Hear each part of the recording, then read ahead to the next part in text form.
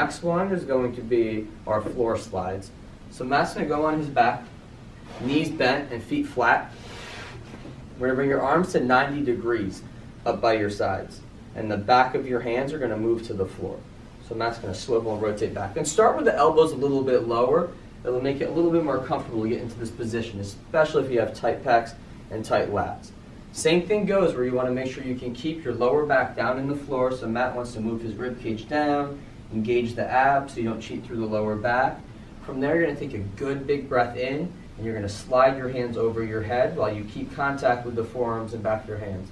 Now Matt has good mobility here. He's able to keep the low back down and get up overhead. You're going to breathe out and drive the elbows back down. If you can only get a couple inches up, that's okay. Just making sure you feel a good stretch through the pecs and maybe some work in the back of your shoulders. From there, the last exercise we're going to do is actually work on the stability more with your shoulder blades. That'll help kind of solidify some of this range of motion that you just picked up. Help you get strong, help you stabilize through it, help you keep it while you train. So this is going to be a reach, roll, and lift. Matt, let's flip over. Let's go all fours. So knees under hips and hands under your shoulders.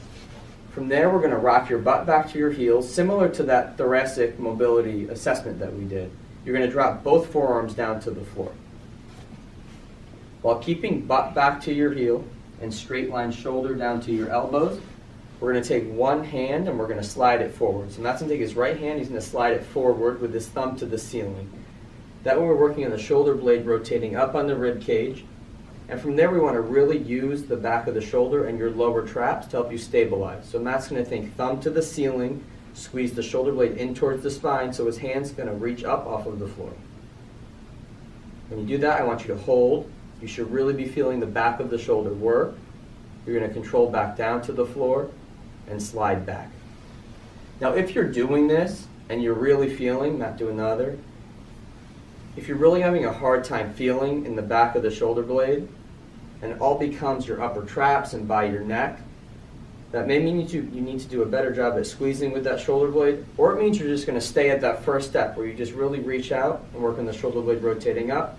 And as you get stronger, you'll be able to get in better positions to use these lower traps on the back of your shoulders.